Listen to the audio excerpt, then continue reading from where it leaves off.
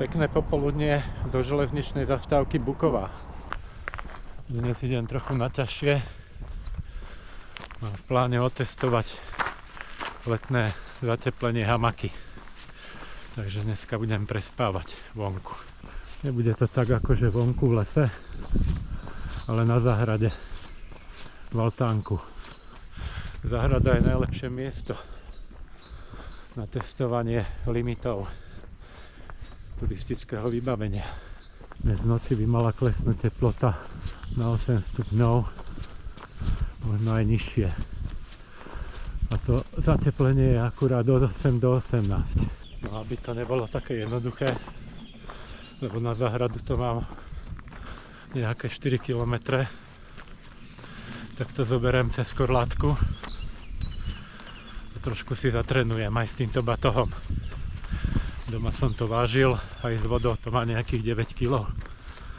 Takže v pohoda. Niečo tam mám navyše, čo by som si normálne nebral. Ale zase nemám napríklad plachtu. Takže zhruba také kila, jak som zvyknutý nosiť.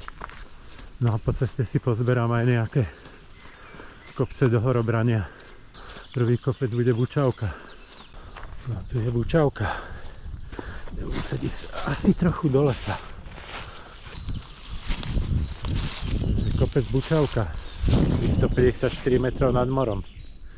Moja štvrtá návšteva, čo sa týka horobrania. No odtiaľ to ide zelená z tej zastávky železničnej. Ja som šiel po červenej. No a potom po tejto ceste kvôli tomu kopcu Bučavka. A zelená značka ide taďalto, ale ja pokračujem po ceste na tam ten kopec. Bojková, Hrabien Zárub, Barvienok, 377 metrov v tejto húštine. Chcel som si ten batoh nehať dole, lebo budeme sa vracať po tejto istej ceste, ale v reku v rámci tréningu musím trénovať.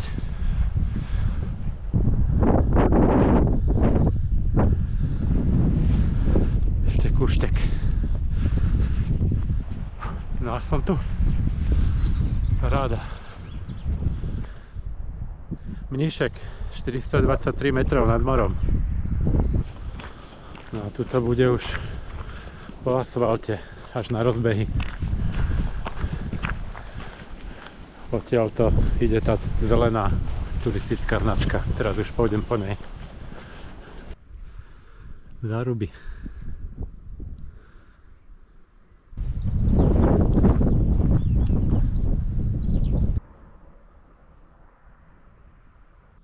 Rozbehy.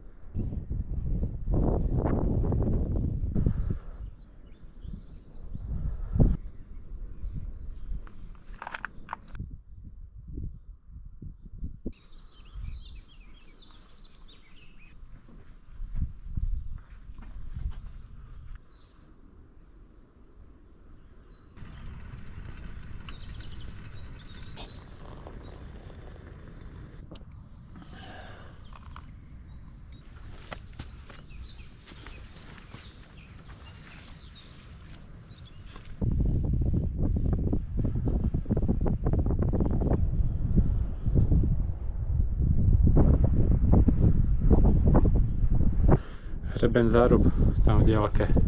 A tuto dole, trošku nižšie, po tom hrebení pôjdem teraz. Hneď kúsok vedľa rozhľadne je aj prameň, ale je to skôr tak na filter.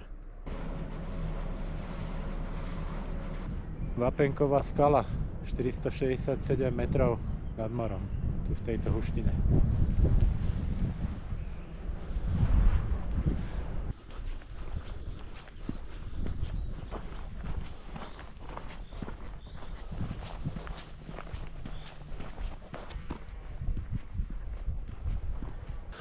To je Trnkový vrch a tam je Trstie. Sú posledné dva kopce do Horobrania dneska. Takže Trnkový vrch 453 metrov nad morom. Môj 6. zápis do Horobrania. Spolu s Trstím mám najviac zápisov. Tam je cesta, po ktorej som išiel. Som sa pozeral odtiaľ sem. Tam sú rozbehy. No a toto je kopec Trstie. 460 metrov nad morom. No tu už som prespával párkrát. Rozmýšľam, že tú hamaku tu natiahnem. To menšie je hamaka a to od niečo väčšie je zateplenie. Letné zateplenie od Lesovíku. Nosím si statív, takže budem takto improvizovať.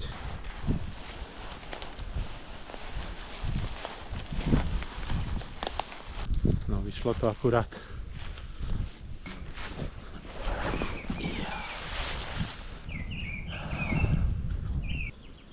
No paráda. Idem skúsiť to zateplenie natiahnuť. Takže asi takto to nejak vyzerá. No takto na vetre sa hamaka nestavia. Ale dá sa zavetriť samozrejme.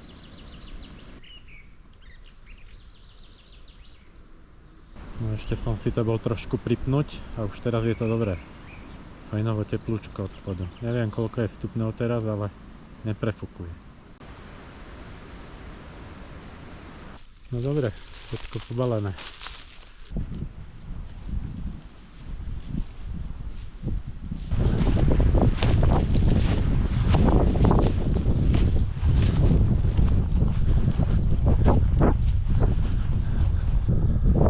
Zajtra pôjdem tadiaľto smerom späť na tú železničnú zastávku Bukova. Peknočky. Neboj sa. Ideš so mnou? Nie.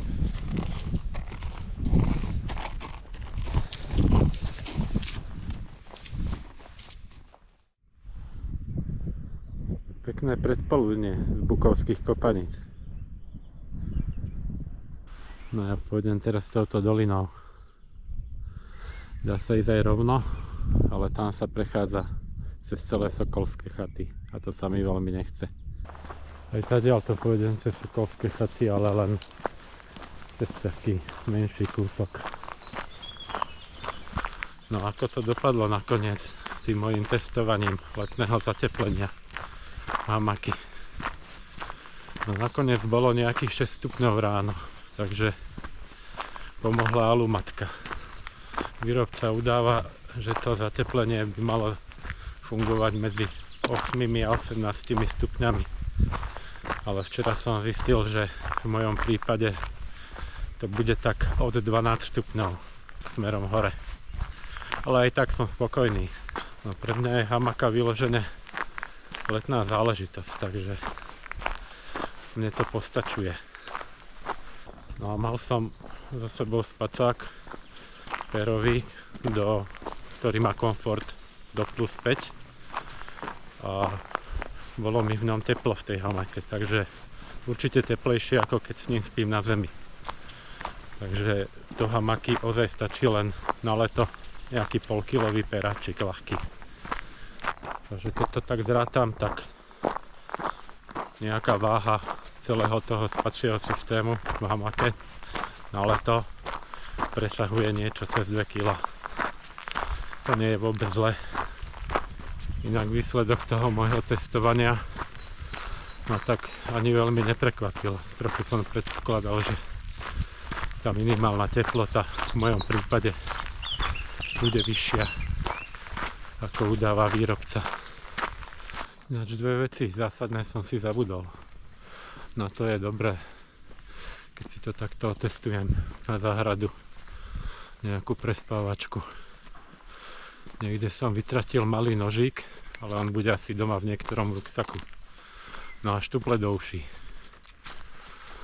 Dneska v noci o 2:30 začal poštekať susedov pes na nejaké zvieratá, ktoré nám tam občas chodia pod záhrady. Takže som sa veľmi nevyspal.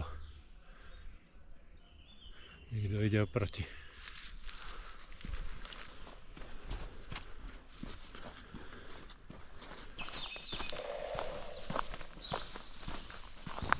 No a tu sa kruh uzavrel. Na tejto ceste som včera začínal. Už som od zastávky nejakých 10 minút.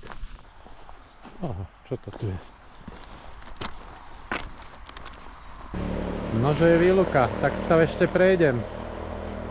Chodí aj náhradná autobusová doprava, ale už mám skúsenosť z minula, že mi tu nezastavil. No a za niečo vyššie hodinky ide autobus z Bukovej, takže som stavil na istotu. Takáto pekná cestička tu ide vedľa trate. Trať je tuto o pár metrov nižšie naľavo. Nejaký stroj tam orezáva okolo trate. No a ráno som si ešte hovoril, že či sa ešte nepôjdem prejsť volakde z tej záhrady, niekde inde. Ale som si povedal, že keď som mal takú horšiu noc, že pôjdem len na vlak. No a nakoniec to súd vymyslel, že sa prejdem. Sice to nie je náročné ani ďaleko, ale je to niečo navyše. Ale je to fajn prechádzka. To je skoro rovinka všade. No ešte mám chvíľu čas na autobus. Tak sa idem pozrieť. Tuto v tomto poraste sú zrekonštruované nejaké zákopy z druhej svetovej vojny. No po Malých Karpatoch je toho hodné. Lebo tu bola nejaká línia, ktorá mala zastaviť sovietské vojska cez druhú svetovú. To sú aj tie v tých dolinách, čo sú to tie betónové kocky, protitankové zátarasy. Je tu toho dosť v Malých Karpatoch. No a tu našli nejaký, volá sa to, že Koch bunker. A nejaká betónová jama, ktorá bola určená pre strelca. No a toto je ono. Koch bunker.